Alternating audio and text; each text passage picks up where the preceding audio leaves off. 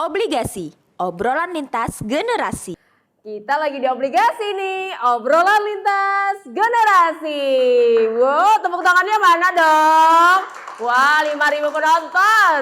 Teman-teman pasti udah lama banget gak nonton Gina syuting. Wah, siapa? Karena hari ini juga spesial, momennya spesial. Kita tatap muka langsung dengan semua media partner Bang Kalsel. Banyak sekali yang ikut, tentunya juga hari ini kita di kegiatan Sarasehan. Nah, Sarasehan kali ini mengangkat tema tentang kejahatan perbankan digital, lindungi datamu, amankan uangmu.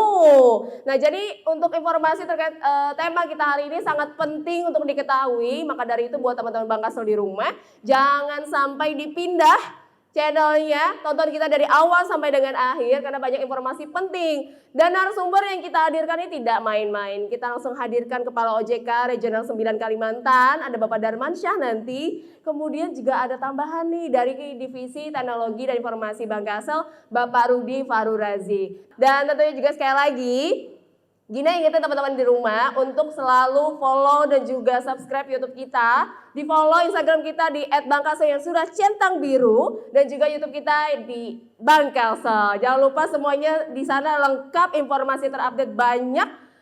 Gak usah bingung-bingung, gak usah mikir-mikir lagi, langsung aja. Dan habis ini kita akan ngobrol bareng, jadi jangan kemana-mana, tetap di Obligasi, obrolan lintas generasi.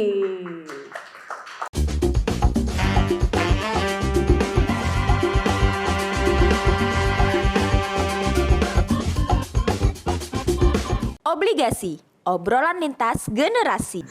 Baik, assalamualaikum warahmatullahi wabarakatuh. Waalaikumsalam warahmatullahi wabarakatuh. Selamat pagi, salam sejahtera untuk kita semua yang saya hormati Pak Fahrudin selaku Direktur Utama Bank Kalsel, Pak Rudi, Kepala Divisi IT,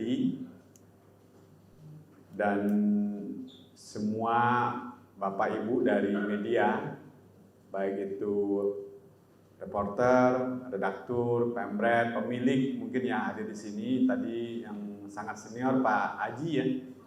Saya baru ketemu Pak Haji. Sehat-sehat Pak Haji? Alhamdulillah.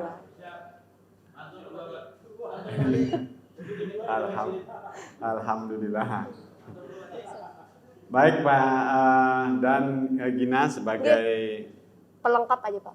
MC dan moderator ya pada pagi hari ini. Saya sedikit menyampaikan bahwa tadi Pak Rudin mengatakan saya hadir di sini. Memang saya selalu merasa penting bertemu dengan media. Dari dulu begitu, sejak di Humas 3,5 tahun Humas OJK di Jakarta, saya selalu pergi bersama dengan media. Karena saya lihat media ini adalah istilahnya tadi media partner ya, partner kita ya. Kalau kita berpartner jangan jauh-jauh gitu. Jadi ya tentu hal-hal yang penting tadi dikatakan oleh Pak Fahrudin bahwa bank adalah lembaga kepercayaan. Bank Kalsel itu milik kita ya, Kalimantan Selatan, milik masyarakat Kalimantan Selatan.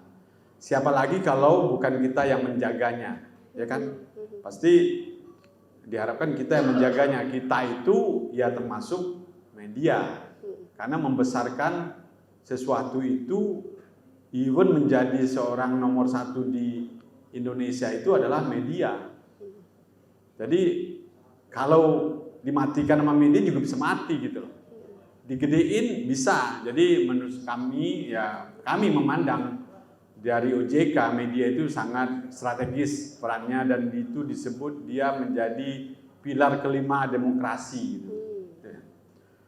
Makanya penting masalah yang topiknya juga terkait dengan kejahatan di bidang perbankan ya, khususnya di era digital ini juga sangat penting diketahui oleh rekan-rekan media, dan bagaimana Bank Kalsel dalam, nanti Pak Rudi tentu menjelaskan dalam mengantisipasinya. Tapi saya mau menjelaskan perkembangan sekarang ya, berbagai kejahatan di bidang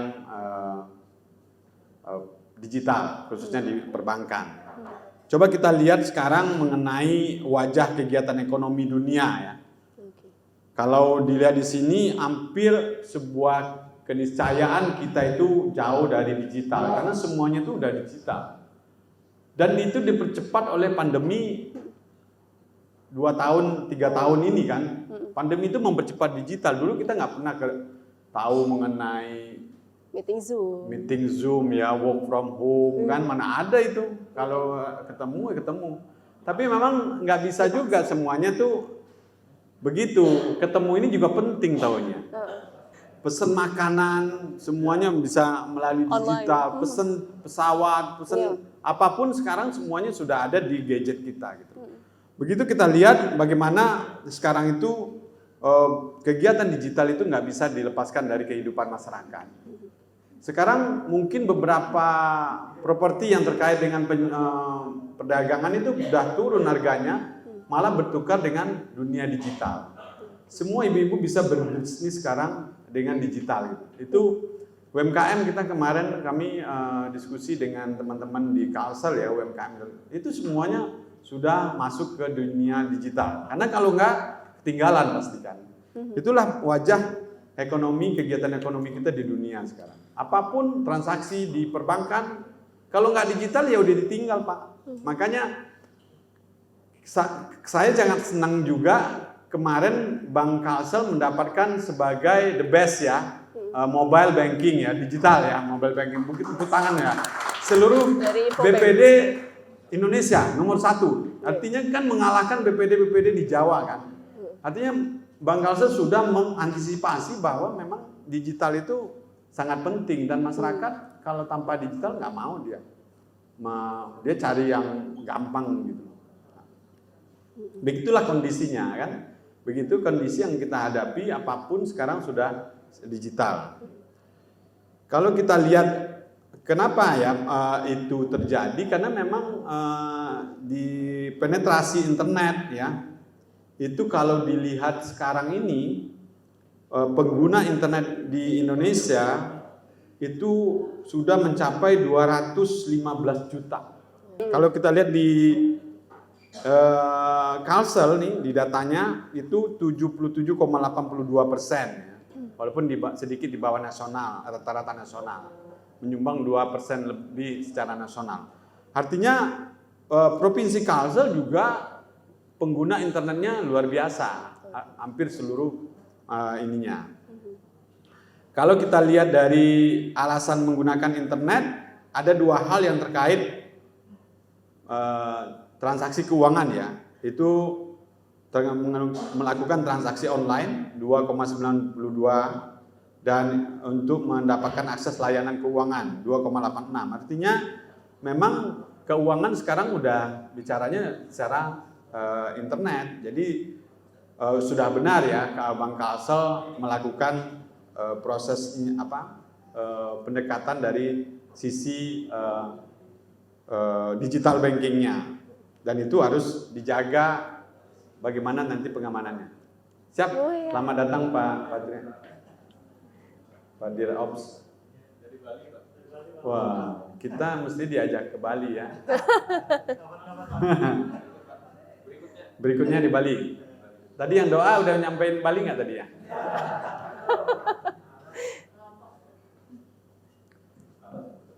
Kami lanjutkan. Ini kalau dilihat dari survei, ini survei dari Asosiasi Pelaksana Internet ya.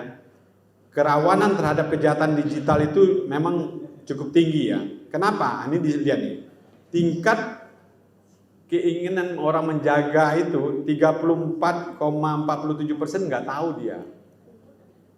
Bahwa kita mesti menjaga transaksi atau apapun terkait dengan penggunaan internet, data pribadi apa nggak tahu. Dan kalau dilihat dari password misalnya ya, 66,82% itu tidak pernah ganti password ya. Termasuk saya tuh nggak pernah ganti password. Pertama males, habis itu kalau sekali ganti lupa. Habis lupa di blok, habis blok ngurus lagi ke banknya kan itu. Tapi itu memang harus dilakukan karena kenyataannya banyak kejadiannya di situ. Nanti kita lanjut ya. Saya nggak mau lama-lama nih, waktunya Pak Rudi habis nanti. Kalau dilihat dari sisi kenapa sih ini jadi penting ya? Memang dari indeks literasi memang ada gap, baik itu di nasional maupun di Kalsel. Kalau kita lihat dari next slide ya, udah itu bahwa indeks inklusi kita itu secara nasional di 2022 itu 85,10. Memang termasuk tinggi secara inklusi, artinya masyarakat kita sudah terbiasa dengan penggunaan produk-produk keuangan, itu terbiasa itu. Memang targetnya Presiden kepada OJK tahun 2024 itu 90%. Ini sudah 85 ya, target insya Allah tercapai lah. Tapi tingkat literasi kita itu hanya 49,68%. Artinya ada gap di sana, ya kan? Antara literasi dan inklusi. Artinya apa? Ada orang yang menggunakan produk, nggak paham produknya. Itu maksudnya. Inklusi itu adalah penggunaan, tingkat penggunaan yang tadi 85%. Tapi literasi, pemahaman orang tentang produk itu hanya 49%. Artinya ada gap di sini yang cukup tinggi ya. Nah, kalau kita lihat dari sisi penetrasi internet, tingkat literasi keuangan dan tingkat literasi keuangan digital itu lebih tinggi lagi.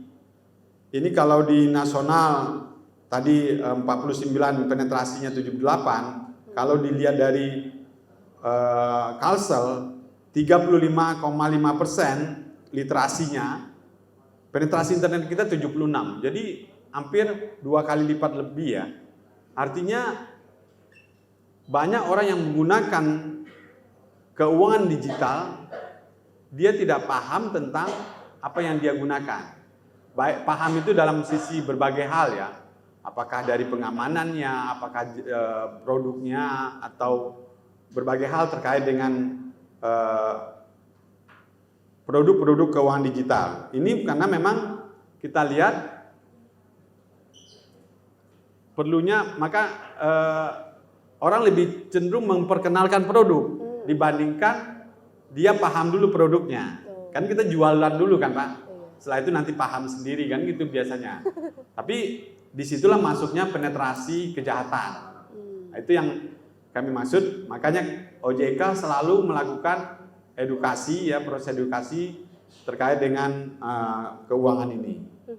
Ini secara gap. Jadi ada gap tadi, ada penetrasi internet yang luar biasa, perkembangan digital yang luar biasa. Terus bagaimana ini dampaknya kalau ini tidak kita jaga ya, supaya literasinya naik. Ini berbagai model ya, bagaimana kejahatan itu masuk. Ini contoh ya, contoh kejahatan di bidang keuangan yang kita kenal dengan SOCENG atau social engineering. Itu mengelabui atau memanipulasi pikiran korban untuk mendapatkan informasi data pribadi atau akses yang diinginkan. Itu berbagai cara. Karena memang nanti banyak modelnya ya, banyak model-model yang dilakukan. Apakah dengan di telepon, apakah dengan di WA, atau dengan seolah-olah kirim paket, berbagai macam itu terjadi sekarang. Dan Bapak Ibu ya, teman-teman media sudah banyak tahu tentang itu. Jadi ini sudah terjadi, sudah banyak makan korban. Ya, SOCENG itu. Kalau jenisnya kita lihat jenisnya ada yang phishing ya, menggunakan media palsu menyerupai media asli. Nah itu banyak tuh, ada yang seolah-olah websitenya tuh website asli, padahal itu palsu. Teleponnya dari call center seperti asli, padahal itu palsu. WA, SMS-nya seperti asli, tapi itu palsu. Ada yang menggunakan media panggilan suara ya, itu teknik persuasif, seolah-olah ini minta kode OTP terus dikasih, tapi nggak tahu, ada aja yang ketipu loh. Itu memang karena gap tadi, gap pemahaman tentang digital tadi. Ada yang terkait dengan binding ya, metode ini menawarkan hadiah dengan form, isi form, dapat hadiah. Nanti kita lihat contoh-contohnya. Ada sniffing, ini penyadapan. Jadi disadap, dicuri datanya, passwordnya, informasi kartu kreditnya, password emailnya, tapi dia dapat juga dengan berbagai cara.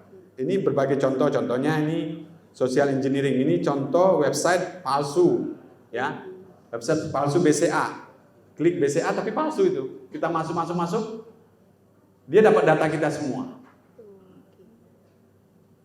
Ini dia masuk melalui WA dulu atau SMS dulu, terus buka ini, terus kita masukin, terjadi.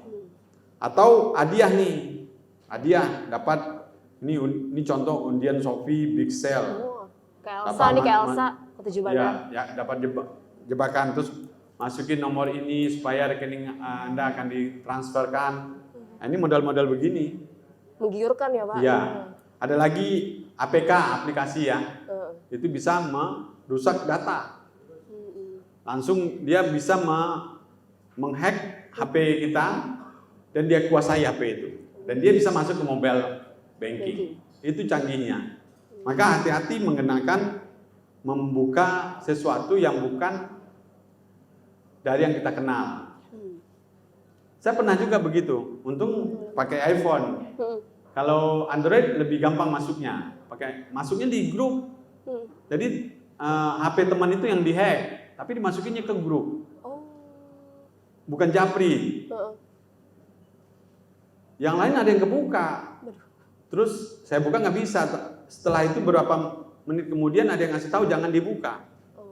Karena HP-nya lagi dihack, HP yang ini. Karena kalau setelah itu buka, HP kita kena hack juga. Jadi berbagai model gini yang memang terjadi ya. Banyaklah modus-modus ini banyak sekali. Apalagi sekarang ada namanya AI ya, artificial intelligence. Itu lebih ganas lagi dalam bisa nanti saya ada contoh viral juga tuh. Seolah-olah Gina yang menelpon ibunya untuk mentransfer uang ke dia, mukanya persis, suaranya persis, semuanya persis. Padahal dia nggak ngelakuin apa-apa, tapi bisa dibuat begitu sehingga ibunya transfer. Contoh seperti itu sudah banyak canggih sekarang. Jadi perlu kewaspadaan ya. Ada lagi ragam kejahatan cyber lainnya ya mengenai skimming, ini ada carding, ini terjadi juga salah satu wartawan senior kita ya waktu itu ya, saya ikut nanganin di Bank Commonwealth. Tapi memang itu datanya memang dipalsukan, bukan dari banknya, dari kelalaian dari telco, telkonya mengganti nomor HP, orangnya menyerupai gitu loh. Jadi itu terjadi.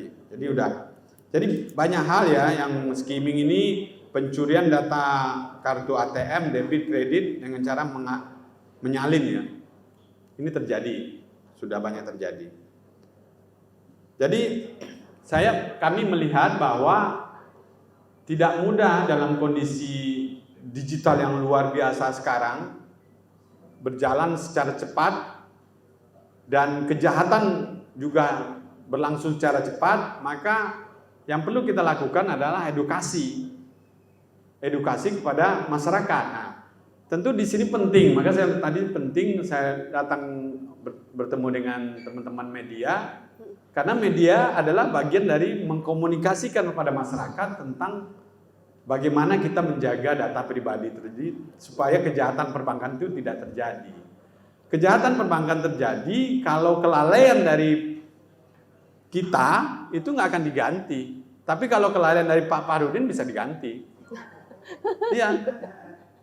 Kalau kelalaian dari individunya nggak diganti. Kalau kita udah kasih OTP karena memang kita sembarangan dapat masuk OTP, terus kita langsung pass through kepada orang yang minta tadi, ya udah hilang. Itu nggak bisa diganti bank. Tapi kalau bank yang lalai bisa diganti. banyak juga, nanti kita lihat berbagai contoh ya. Jadi kalau tips terhindar ya. Yang pertama ya jaga kerahasiaan data pribadi. Jangan even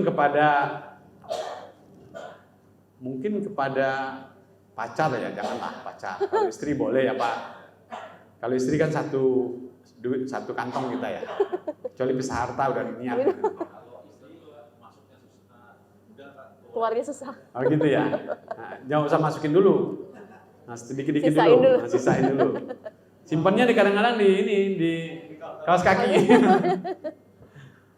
Jadi pokoknya data itu seperti istri kita lah kan gitu loh. Harus dijaga, ya kan?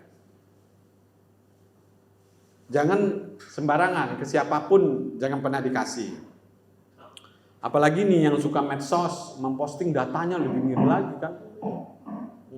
Kejahatan itu kan kita ada kejahatan tidak mesti keuangan. Kadang-kadang kejahatan anaknya diposting, anak saya sekolah di sini nih. Itu bagian orang penculikan sudah mendapat data. Oh, tanggal jam berapa dia pulang, itu suka banget memposting hal-hal yang sebenarnya sifatnya sangat pribadi, itu harus dihindari. Anak saya pulang sekolah di sini, pulang jam segini, udah itu kita memberi celah bagi orang yang berbuat jahat gitu kan.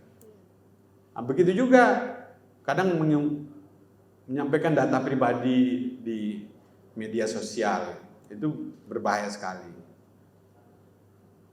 Terus melakukan active two factor authentication ya, artinya 2 step gitu loh. Penjagaan keamanan nih misalnya. Terus yang mengaku, ini gampang banget, ini sering banget nih, mengaku petugas atau dari instansi menanyakan data pribadi dari sensus lah, dari Pemkab, Pemkot, Pemprov kan, atau dari mana, dari statistik, dari mana itu. Terus nyebutin nama pejabat. Even dari bank juga nanya. Padahal nggak ada gitu loh. Itu kadang-kadang kita gampang banget ketipu hal seperti itu. Terus gampang melihat tanpa cek ini mengenai telepon. Kalau telepon ya, kalau yang banyak juga sekarang ketipu itu pinjol ya, contoh pinjol ya. Itu kita sudah berapa kali menyampaikan. Kalau dia menawarkan lewat HP ya, jaringan komunikasi pribadi, itu udah pasti ilegal. Nggak boleh, itu udah dilarang di dalam peraturan kita OJK. Kalau yang legal menawarkan itu, pasti kita sanksi atau kita cabut izinnya. Jadi pasti ilegal. Nah, orang suka banget tuh dapat tawaran di sini langsung dikontak gitu. Padahal itu udah berapa kali kita sampaikan di dalam sosialisasi bahwa sesuatu yang melalui komunikasi pribadi pasti ilegal. Itu nggak boleh. Tapi tetap dipilih gitu. Website bank tadi seperti tadi itu kan, BCA itu palsu. Mungkin nanti ada bank Kalsel khusus untuk Kalsel dibikin lagi website palsu. Kita masuk situ data kita diambil semua. Itu ada lagi aktifkan notifikasi transaksi. Di bank Kalsel ada ya Pak ya, kalau kita transaksi masuk SMS atau masuk email atau masuk WA gitu kan. Nah itu perlu kita aktifkan supaya kita tahu nih, kok masuk, gue kagak ada transaksi. Nah, itu kan bisa tahu, langsung kita tahu bahwa ada transaksi atau tidak ada transaksi di kita. Itu yang perlu kita waspadai sebagai individu ya, individu pribadi, Bapak, Ibu, rekan-rekan media, walaupun termasuk saya, karena saya ngomong bisa besok saya ketipu. Karena nggak aware ya. Kadang-kadang kita masuk itu lagi namanya unconscious. Orang itu masuk kalau kesadarannya rendah, lagi banyak problem. Kita diamati oleh orang-orang yang mau nipu tuh, dia diamati. Ini sedang ada problem, ya kan? Kelihatan mukanya agak ini, terus teleponnya gitu. Jadi dia nggak sendiri tuh, satu mengamati, satu nelpon. Oh ini dia lagi kacau nih, masuk telepon. Seperti itu. Jadi nggak mesti dalam konteks Orang lagi sadar, oh kan tahu kita kan lagi nipu. Kalau kita sadar langsung tahu gitu ini penipuan kan, bohong lu gitu kan misalnya begitu. Kalau kita lihat ya, bagaimana upaya OJK dalam pencegahan kerugian masyarakat dalam digital ini, ada beberapa POJK ya. POJK yang kita keluarkan ini sebagai untuk diketahui ya rekan-rekan media. Nanti saya share juga ringkasan ini, ya. Kalau ingin dimuat silakan, termasuk yang tadi itu dalam bentuk tulisan, nanti di share sama Eka. Itu POJK terkait dengan manajemen risiko penggunaan TI oleh bank. Nah, di sini yang penting itu ada beberapa hal ya, sudah beberapa kali kita perbaiki POJK. Prosedur pemantauan pengamanan informasi dalam mendeteksi dan mengendalikan upaya-upaya mengancam pengamanan informasi. Ada prosedur pengamanan operasional TI termasuk dalam memantau dan mengendalikan media fisik ya terhadap akses yang tidak sah, penyalahgunaan dan kerusakan.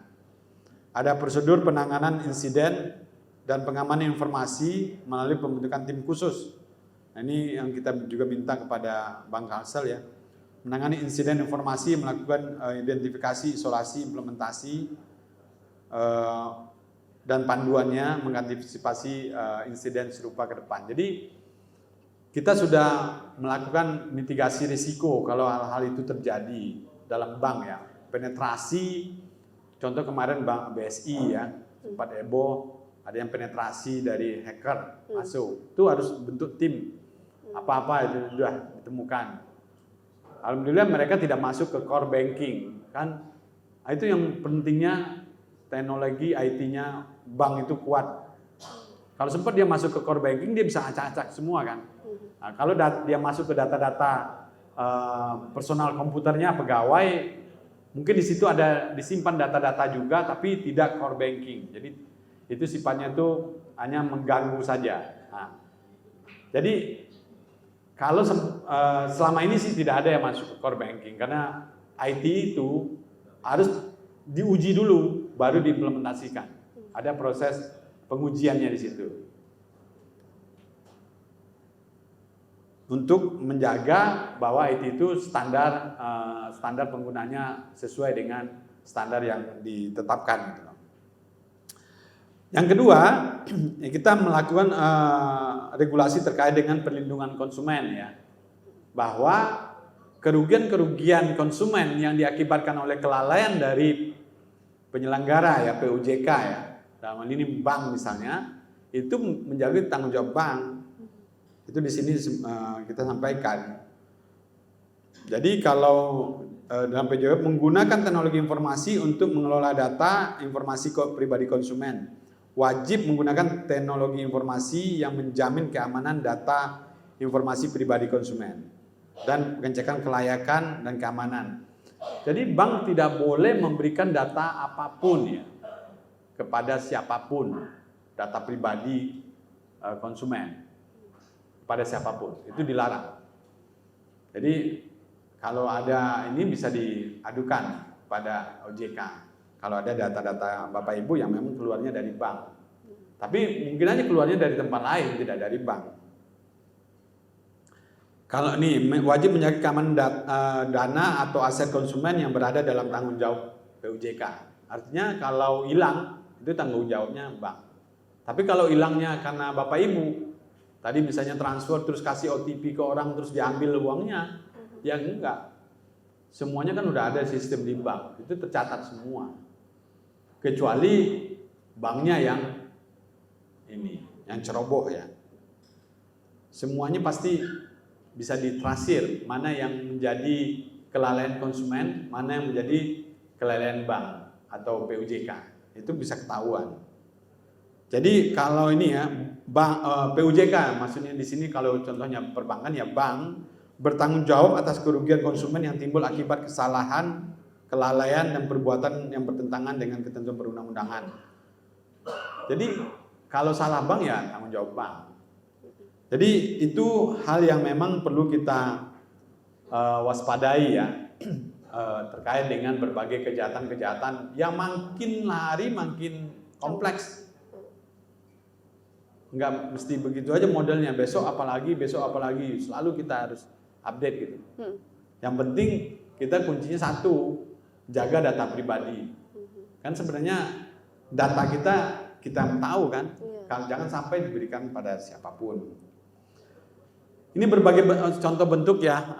Next, bahwa memang OJK juga mencoba mendorong peningkatan literasi tadi melalui sosialisasi langsung, edukasi langsung. Juga kita buat namanya edukasi digital ya.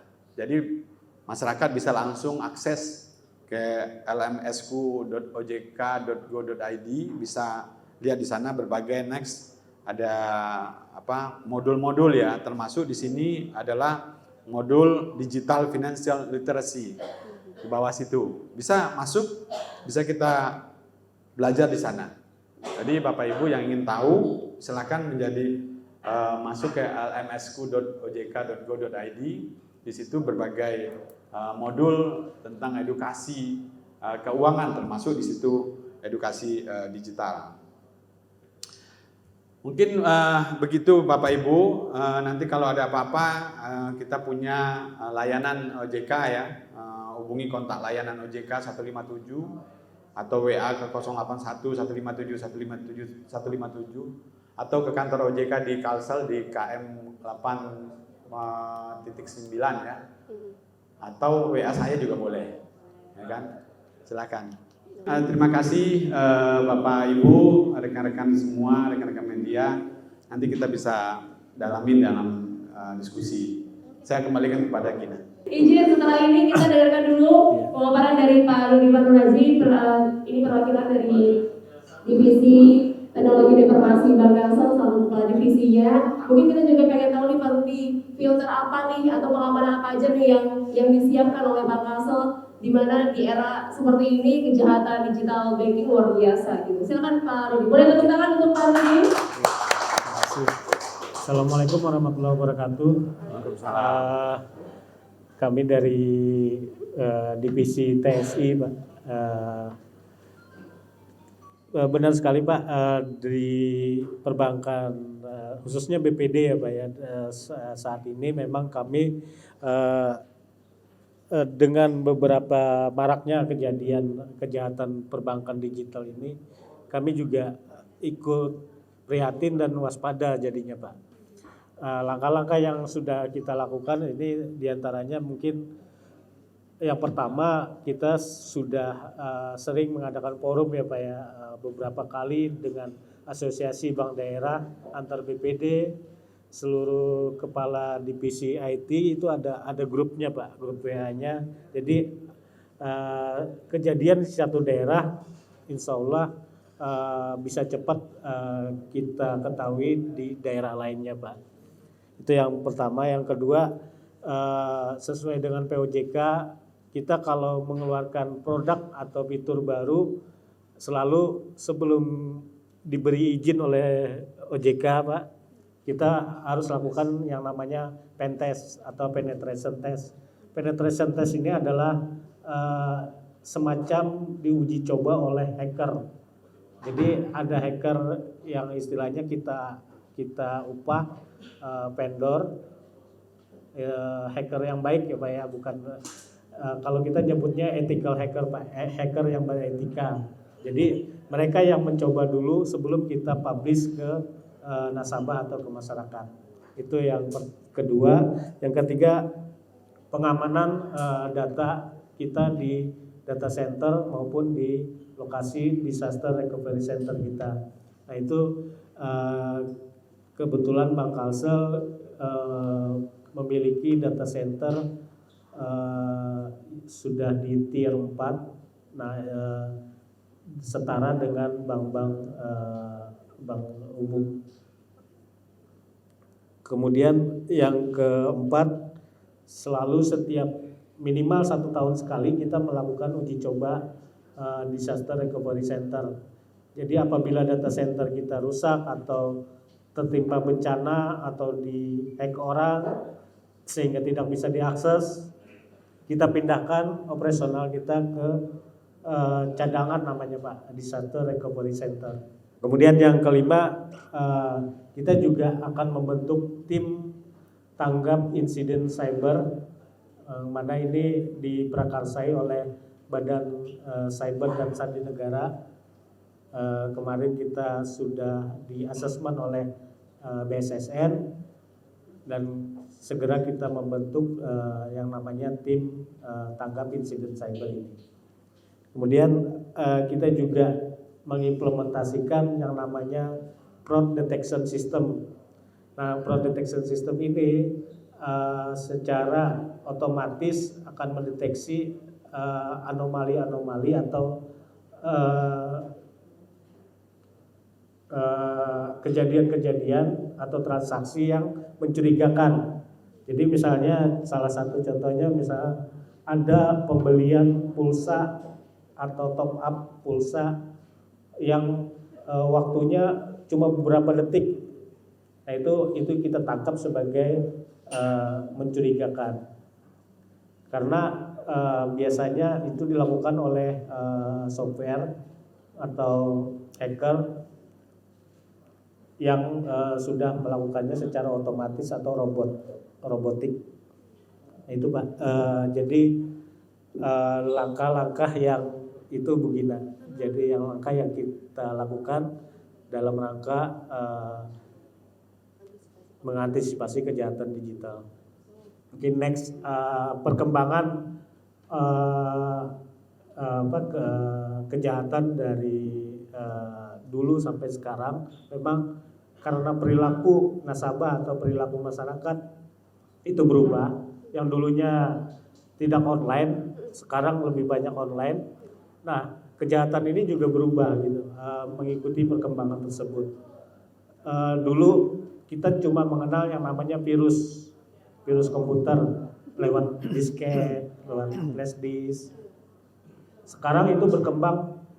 Sebenarnya virus itu adalah malicious software atau kita singkat malware. Kalau bahasa Banjarnya itu software jahat. Nah, macam-macamnya sebenarnya sudah berkembang. Yang dulunya cuma virus, sekarang udah ada ransomware, ada spyware, ada adware, ada worms, ada trojan, ada botnet. Nah, salah satu yang kemarin sempat ribut kasusnya BNI itu adalah ransomware. Ransomware ini diambil kata dari kata ransom, software. Ransom itu pemerasan. Jadi mereka memang dihack oleh hacker yang melakukan pemerasan. Ini contoh case yang waktu BSI kemarin, ini dari situs data leak dari black marketnya para hacker. Mereka melakukan pemerasan sekitar 20 juta US dollar, Pak. Jadi mereka mengancam akan menyebarkan data-data yang sudah mereka curi. Itu yang pertama. Yang kedua, mereka mengunci data, akses data database-nya punya BSI. Jadi data-data tersebut mereka encrypt, yang kuncinya hanya mereka yang punya gitu. Nah, itu yang kejadian di BSI. Sebenarnya banyak, Pak, kejadian-kejadian di bank lain atau di tempat lain juga. Cuma yang sempat ribut kemarin di BSI. Oke, sebagai contoh keduanya mungkin ini yang di Aneka Tambang. Itu di situs yang sama mereka juga mencuri data di Aneka Tambang. Yang ketiga di Mandiri Securities, mereka juga sempat mencuri data. Bahkan tanggal 22 Juni kemarin itu BCA, Pak, juga mereka data kredit cardnya mereka sebarkan juga. Nah, ini apa sih yang dilakukan oleh mereka? Itu yang pertama, mereka meremote masuk ke dalam jaringan dari bank, kemudian mengambil akses, kemudian melakukan phishing terhadap email, terhadap akun-akunnya, kemudian mengeksploitasi aplikasi-aplikasi yang ada di bank tersebut. Itu yang dilakukan oleh organisasi yang namanya Lockbit. Itu yang sempat ribut kemarin. Next. Nah, yang tadi Pak Darmasa juga sudah menjelaskan mengenai social engineering, Pak. Nah, social engineering ini sebenarnya macam-macam. Yang pertama mungkin phishing. Nah, sebelumnya mungkin. Nah, ini yang kejadian di Bank Kalsel ya. Di Instagram mungkin ada muncul seperti ini, mengatasnamakan Bank Kalsel. Ini social engineering. Jadi kalau kita mengklik daftar sekarang itu, maka dia akan menginstal APK. Jadi akan diarahkan ke website atau situs tertentu untuk menginstal APK. Itu ya yang phishing. Kemudian next, ini apa sih? Mungkin tadi sudah disampaikan juga oleh Pak Darmansa bahwa langkah preventifnya untuk menghindari phishing ini. Yang pertama, periksa keaslian pengirim email. Kemudian yang kedua, jangan memberikan data pribadi tadi. Yang ketiga, hati-hati menampilkan alamat email khususnya, karena ini akan dijadikan sasaran mereka para hacker untuk phishing tadi. Yang keempat, scan dengan antivirus. Kemudian jangan klik link dalam email ataupun WA sembarangan. Nanti kami akan tampilkan bagaimana cara membedakan file PDF ini yang beberapa minggu ini yang sering ribut. Ini bagaimana cara membedakan PDF asli dengan PDF palsu. Yang pertama, untuk PDF palsu ini yang sebelah kiri itu hitam putih Pak tulisan PDF-nya. Biasanya kalau yang asli itu tulisan PDF-nya merah atau lambangnya merah seluruhnya. Itu yang pertama. Yang kedua, biasanya informasinya itu lengkap, ada apa namanya ya, reviewnya, ada view-nya di situ.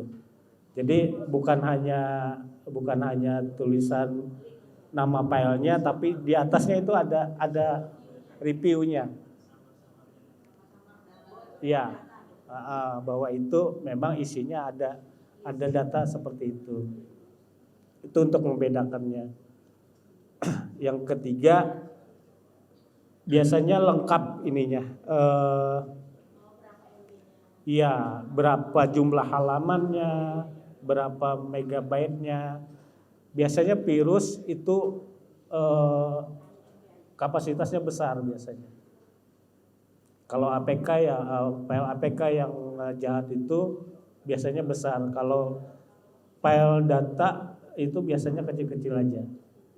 Nah, itu untuk membedakan PDF yang asli atau bukan.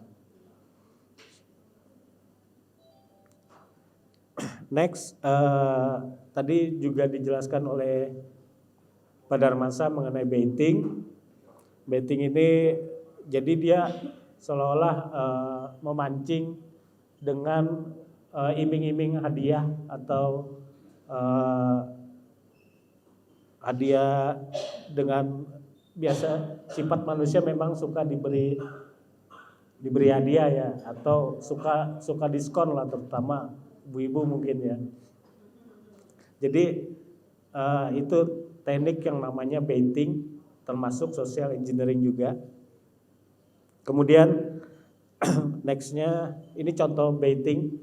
Jadi dia menawarkan hadiah kaos gratis jika mengklik tautan tersebut. Nah, itu salah satu teknik baiting. Kemudian yang berikutnya pre-texting. Nah, tadi yang disampaikan oleh Pak Darmansyah, mungkin kita pernah mengalami di telepon orang bahwa ada salah satu anggota keluarga kita kecelakaan misalnya. Kalau dulu sebelum online mungkin ada Bapak Ibu pernah menemukan di belakang mobil ada stiker ayah, ibu, nama anaknya misalnya Anang, Galuh. Nah, itu bisa dijadikan sasaran oleh penjahat menggunakan teknik pretexting ini. Nah, sekarang itu juga dilakukan melalui media online atau sosial media. Coba next. Nah, yang ini mungkin di sosial media ada pernah kuis ya, kuis variasi panggilan nama kamu kan. Nah, ini sebenarnya digunakan oleh hacker untuk pretexting tadi. Jadi ada laporan dari salah satu korban yang tahu nama kecilnya dia itu hanya keluarga terdekat. Jadi percaya aja bahwa ternyata sebenarnya yang menelpon ini sebenarnya penipu gitu. Tapi karena tahu nama kecilnya dia, percaya seolah-olah itu keluarganya dia. Nah, ini padahal sumber datanya dari sini tadi. Jadi jangan sembarangan untuk memberikan data. Kemudian berikutnya ini sebenarnya bentuk phishing aja ya, ada whaling, kemudian ada CEO fraud. Kalau whaling ini jadi dia akan menyerang biasanya eksekutif perusahaan. Salah satu contohnya mungkin ada yang menelpon ke salah satu mencari direksi salah satu perusahaan, mengatasnamakan dari kliennya misalnya, seperti itu. Yang kedua itu mengaku bahwa dia adalah komisaris atau CEO dari suatu perusahaan. Nah, itu mungkin itu salah satu teknik phishing juga. Kejahatan berikutnya adalah website device atau web device. Nah, ini mungkin salah satu contohnya kita ambil yang klik BCA tadi, Pak. Ini mengganti kata-kata itu huruf aja ini, Pak. Fontnya aja yang A yang di BCA itu dengan A yang huruf ini yang biasanya dipakai oleh huruf siklik, Pak, bahasa Ukraina atau Rusia itu pakai huruf A ini. Kalau kita nggak jeli, sebenarnya A ini akan mengacu ke situs yang dipalsukan oleh mereka. Situs itu persis sama, tetapi ternyata itu bikinannya mereka, Pak. Jadi Bapak disuruh situ masukkan username, password, PIN, segala macam, OTP. Padahal itu sebenarnya websitenya bukan yang asli. Nah, ini mungkin salah satu yang kejadian di tahun 2000, kalau nggak salah 2019 itu yang melakukan orang Indonesia juga, yang klik BCA-nya ini diganti kliknya tuh pakai C, Pak. Klik. Nah, itu juga salah satu teknik website device tadi. Sama-sama tampilannya akan persis sama dengan yang asli, padahal sebenarnya palsu. Berarti fontnya tuh ya, hurufnya tuh ya? Iya. Kalau yang ini yang terbaru nih Pak, kami temukan A-nya itu A palsu Pak ini Bu. A yang digunakan oleh huruf biasanya bahasa Ukraina atau bahasa Rusia. Itu aja Pak. Dari kami mungkin mendalami atau menambahkan dari yang Pak Darmansyah tadi. Boleh tepuk tangan untuk Pak Darmansyah dan juga Pak Rudi Paruraji. Terima kasih banyak Bapak. Dan juga kami ucapkan terima kasih untuk Pak Dirut, Pak Dirop, dan juga Pak Rizky yang masih duduk di depan. Perwakilan dari DDB juga Pak Arif, terima kasih banyak. Terima kasih untuk semua media yang sudah mengikuti dengan luar biasa antusiasnya. Mohon maaf tidak semua bisa bertanya, mungkin nanti di lain kesempatan. Malam. Hadiahnya kapan dikasih? Hadiahnya kapan katanya nih? Panitia tolong hadiah siapkan. Oh iya Kak, kode Pak Rizky kan? Oh, Pak Rizky ini diam-diam Pak. Tapi ini ada disiapin nih. Oh belum, nanti ya. Siap. Terima kasih sekali lagi. Mohon izin saya tutup dengan pantun Pak. Lisa Black, belum. Lisa Blackpink makan daging. Tiba-tiba datang tamu. Hati-hati kejahatan digital banking. Lindungi datamu, amankan uangmu. Satu lagi boleh? Boleh. Lisa Blackpink punya pacar namanya Rahman. Pergi jalan-jalan sambil beli ikan. Data kita sih sudah aman, tapi saldonya yang menyedihkan. Terima kasih.